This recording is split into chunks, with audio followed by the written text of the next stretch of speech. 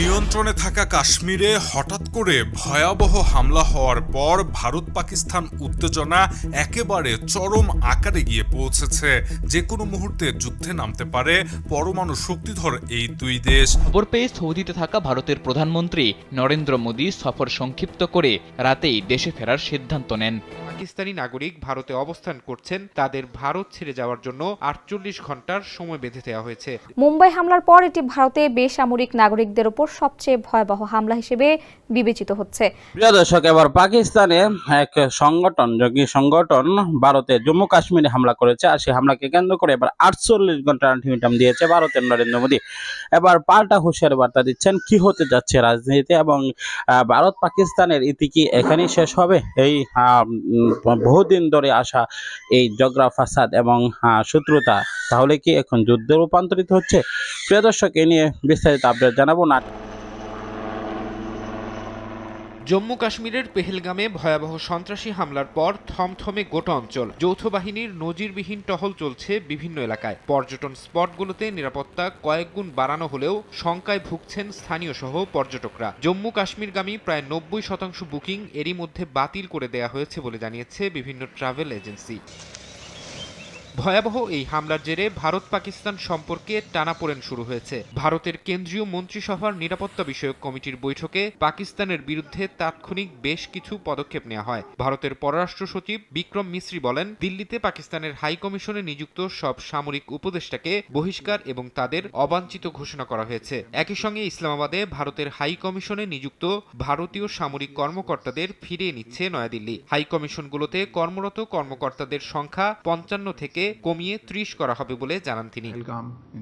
পাকিস্তানের সঙ্গে গুরুত্বপূর্ণ আটারি ওয়াঘা সীমান্ত বন্ধ করে দিয়েছে ভারত। ওই সীমান্ত দিয়ে যারা ভারতে প্রবেশ করেছেন তাদেরকে ১ মের মধ্যে ফিরে যেতে নির্দেশ দেওয়া হয়েছে। এছাড়া পাকিস্তানিদের ভারতে প্রবেশও সাময়িকভাবে বন্ধ করে দেওয়ার কথা জানিয়েছেন ভারতের পররাষ্ট্র সচিব। সার্ক ভিসায় যেসব পাকিস্তানি নাগরিক ভারতে অবস্থান করছেন তাদের ভারত ছেড়ে যাওয়ার জন্য ৪৮ ঘন্টার সময় বেঁধে দেওয়া হয়েছে।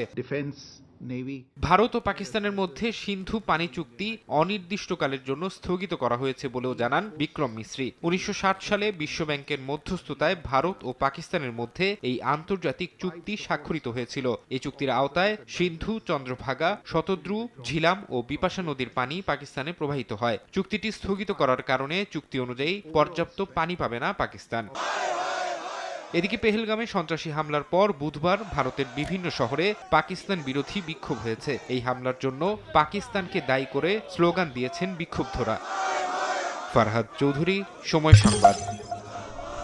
ভারত নিয়ন্ত্রিত জম্মু কাশ্মীরে সন্ত্রাসী হামলায় ২৬ পর্যটক নিহত হয়েছেন। এ ঘটনায় শোকাহত গোটা ভারত। খবর পেয়ে সৌদিতে থাকা ভারতের প্রধানমন্ত্রী নরেন্দ্র মোদী সফর সংক্ষিপ্ত করে রাতেই দেশে ফেরার সিদ্ধান্ত নেন। এর মধ্যে মার্কিন প্রেসিডেন্ট ডোনাল্ড ট্রাম্প নরেন্দ্র মোদীকে ফোন করেছেন। ভারতের পররাষ্ট্র মন্ত্রণালয়ের মুখপাত্র রণধীর জয়সওয়াল এক এক্স বার্তায় এই ফোন কলের কথা জানিয়েছেন। জয়সওয়াল বলেন, ট্রাম্প এই হামলার নিন্দা করেছেন। তিনি বলেছেন, সন্ত্রাসবাদের বিরুদ্ধে লড়াইয়ে আমেরিকা ভারতের পাশে রয়েছে এবং সম্ভাব্য সব সহায়তা দেবে।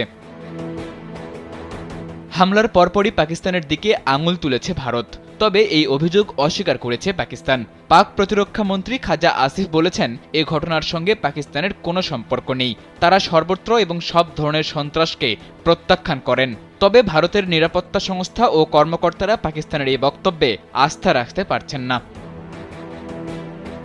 ভারতীয় কর্মকর্তাদের দাবি, প্রাথমিক তদন্তে তারা জানতে পেরেছেন হামলাকারী দলটির মধ্যে ২ জন বিদেশি নাগরিক ছিল। প্রত্যক্ষদর্শীদের বক্তব্য অনুযায়ী ৪ জন সন্ত্রাসী ছদ্মবেশে ঘটনাস্থলে উপস্থিত হয়েছিল। তাদের মধ্যে ২ জন সাধারণ পর্যটকদের লক্ষ্য করে গুলি চালায়। এই হামলায় অন্তত ২৫ পর্যটক ও ১ জন স্থানীয় বাসিন্দা নিহত হন। একই সাথে অনেকেই গুরুতর আহত হয়েছেন। ২৬/১১ মুম্বাই হামলার পর এটি ভারতে বেসামরিক নাগরিকদের উপর সবচেয়ে ভয়াবহ সন্ত্রাসী হামলা হিসেবে বিবেচিত হচ্ছে। পাকিস্তানের পররাষ্ট্র মন্ত্রণালয়ও এই হামলায় উদ্বেগ প্রকাশ করেছে এবং মৃতদের পরিবারের প্রতি সমবেদনা জানিয়েছে। একই সঙ্গে আহতদের দ্রুত সুস্থতা কামনা করেছে। তবে দিল্লির মতে পাকিস্তানের এই প্রতিক্রিয়া রাজনৈতিক কৌশলের অংশ মাত্র। বিশ্লেষকরা মনে করছেন এই হামলার সময়টি বিশেষ তাৎপর্যপূর্ণ, কারণ মাত্র এক সপ্তাহ আগেই পাকিস্তান সেনাপ্রধান জেনারেল আসিম মনির কাশ্মীরকে ইসলামাবাদের জগলির ভেইন বা জীবনরেখা হিসেবে আখ্যায়িত করেছেন। তার এই মন্তব্য ভারতের কূটনৈতিক মহলে তীব্র প্রতিক্রিয়ার সৃষ্টি করেছে। এই অবস্থায় ভারত পাকিস্তানের পুরনো দ্বন্দ্ব সামনে আনছে। দুই দেশের কূটনৈতিক পাড়ায় বাড়ছে উত্তেজনা। হামলার দায় স্বীকার করা গোষ্ঠীকে ভারতীয় সংবাদ মাধ্যম পাকিস্তানপন্থী বলে জোর প্রচারণা চালাচ্ছে। চাপা উত্তেজনায় এবার আরেকটি সংবাদ দেশটিতে গুরুত্ব পাচ্ছে। এনডিটিভির এক প্রতিবেদনে বলা হয়েছে, হামলার দিন তুরস্ক সফরে ছিলেন পাকিস্তানের প্রধানমন্ত্রী শাহবাজ শরীফ। তিনি প্রেসিডেন্ট রিসেপ তাইয়েপ এরদোয়ানের সঙ্গে বৈঠকে কাশ্মীর ইস্যু তোলেন। এরদোয়ান ওই বৈঠকে পাকিস্তানকে সমর্থন জানালে শাহবাজ ধন্যবাদ জ্ঞাপন করেন। কাশ্মীর ইস্যুতে তুরস্ক পাকিস্তানের পাশে দাঁড়ানো এই প্রথম ঘটনা নয়। চলতি বছরের ফেব্রুয়ারির শুরুতে এরদোয়ান ইসলামাবাদ সফরের সময় কাশ্মীর ইস্যুতে পাকিস্তানের প্রতি সমর্থন জানান। থাকা কাশ্মীরে হঠাৎ করে ভয়াবহ হামলা হওয়ার পর ভারত পাকিস্তান উত্তেজনা একেবারে চরম আকারে গিয়ে পৌঁছেছে। যে কোনো মুহূর্তে যুদ্ধে নামতে পারে পরমাণু শক্তিধর এই দুই দেশ। ভয়াবহ এই হামলা হওয়ার কয়েক ঘন্টার মধ্যে পাকিস্তানকে দোষারোপ করেছে ভারত।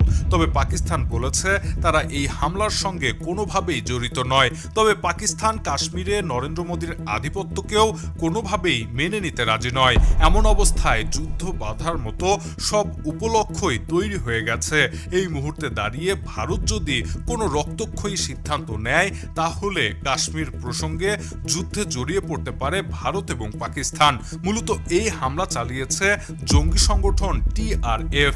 এ প্রসঙ্গে TRF এর বিবৃতিতে বলা হয়, কাশ্মীরে বহিরাগতদের বসতি স্থাপন ঠেকাতে এই হামলা চালানো হয়েছে।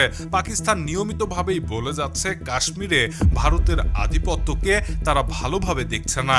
এমন অবস্থায় এমন ভয়াবহ হামলা এবং এর ফলে অন্তত 26 জনের মৃত্যু নরেন্দ্র মোদীকে নতুন করে ভাবিয়ে তুলেছে।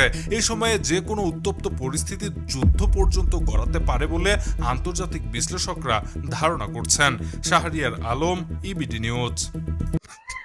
প্রিয় দর্শক, সম্পূর্ণ ভিডিওটি দেখলেন, বুঝতে পেরেছেন ভিডিওটি গুরুত্বপূর্ণ। বর্তমানে জম্মু কাশ্মীরের যে ঘটনাটি ঘটেছে সেগুলোকে কেন্দ্র করে এবার উত্তপ্ত বিরাজ করছে চীন এবং বাংলাদেশে।